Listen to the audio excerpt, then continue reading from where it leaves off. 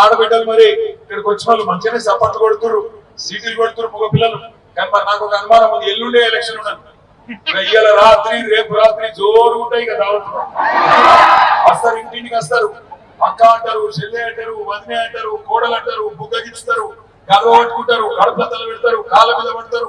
ఒక్కొక్క కాంగ్రెస్ వాడు జాసిన డబ్బా పట్టుకుని వస్తాడు, నేను చచ్చిపోతా అంటాడు. మీ ఎమ్మెల్యే లెక్క నేను ఓడిపోయి బేజారైనా నేను చచ్చిపోతా, ఈసారి ఏకపోతే నేను చచ్చిపోతా అని చెప్పి కూడా డైలాగులు కొడతారు. పడిపోతారా? మళ్ళా పడిపోతారా?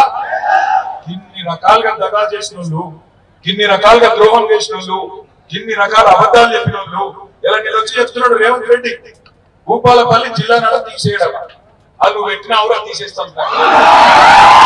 జయశంకర్ సార్ పేరు మీద పెట్టింది ఎవరు? భూపాలపల్లి జిల్లా చేసింది ఎవరు? భూపాలపల్లికి మెడికల్ కాలేజ్ తెచ్చింది ఎవరు? భూపాలపల్లిలో కలెక్టర్ ఎస్పీ కూర్చోబెట్టింది ఎవరు? భూపాలపల్లిలో 1000 డబుల్ బెడ్రూమ్ ఇల్లు కట్టింది ఎవరు? సింగరేణి క్వార్టర్లు కట్టింది ఎవరు? 19,000 విరాసత్ ఉద్యోగాలు ఇచ్చింది ఎవరు? సింగరేణికి న్యాయం చేసింది ఎవరు? ఫోటోలు పీకిందేమో ఇంకా పద బోధు కొట్టుకుంటూ వచ్చి నేను తీసేయ్యా, నేను అడుగుతున్నా, తీసేస్తే ఊరుకుందని భూపాలపల్లి అమాయకం కొడుతుండే ఈ చింతపండు అయితే తెలుసు నీకు. నేను ఒకటి అడుగుతున్నా, మీరు కూడా చెప్పు. ఎందుకంటే ఈయన చెప్పేది చేయడు, చేసేది చెప్పడు. మీరు చూడు, 6 గ్యారెంటీలు చేస్తా అని చెప్పి చేసిందా? 6 గ్యారెంటీలు గట్లనే లంగా. ఎందుకంటే అటు చెప్పినేమో చేయడు, చేయనియేమో చేస్తాడు, చెప్పనియేమో చేస్తాడు. అందుకే అంటున్నా, నిన్న తీయా జిల్లాలో ఉన్నాడంటే బరాబర్ తీస్తాడు. ఎప్పుడు తీస్తాడు? మీరు దబ్బర పొరపాటు చేయి గుర్తుకేస్తే బరాబర్ తీస్తాడు. చెయ్యి గుర్తుకు ఓటేస్తే నాకు పొద్దున పంతులు కూడా చెప్పిండు, అది అభయహస్తం కాదు, భస్మాసుర హస్తం.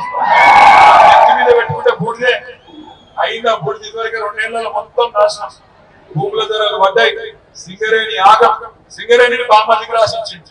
నిన్న వచ్చింది కూడా సింగరేణి కార్మికుల కోసం, మన కోసం కాదు.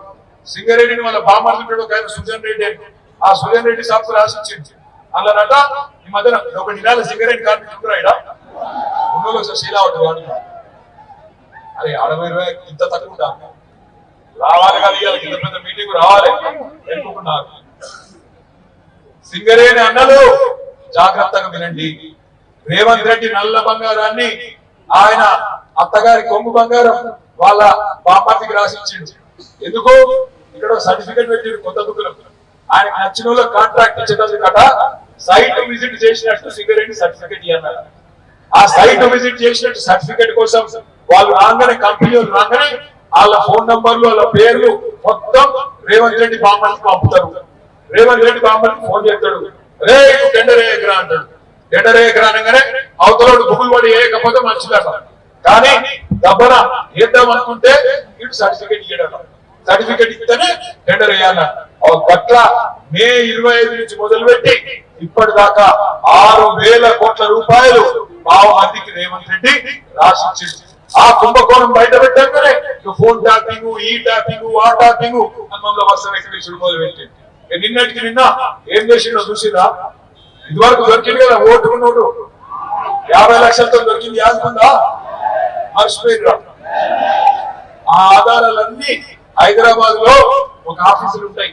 ఆ రోజు దొరికిన బ్యాగ్, అదే విధంగా దొరికిన మిగతా వివరాలన్నీ ఒక ఆఫీస్ హైదరాబాద్ లో ఫోరెన్సిక్ ల్యాబొరేటరీ అని ఉంటుంది. ఆ ల్యాబొరేటరీ ఉంటుంది, ఒక ప్రయోగశాల. అందులో నిన్న అగ్గి పెట్టిండు, మొత్తం కాలబెట్టిండు సాక్ష్యాలు లేకుండా. ఎందుకంటే వచ్చింది కేసు ఆఖరి దశకు వచ్చింది, శిక్ష పడుతుందేమో అని చెప్పి ఆయన దాన్ని బుక్కి చేసిండు, అగ్గి పెట్టిండు, బుక్కి చేసిండు.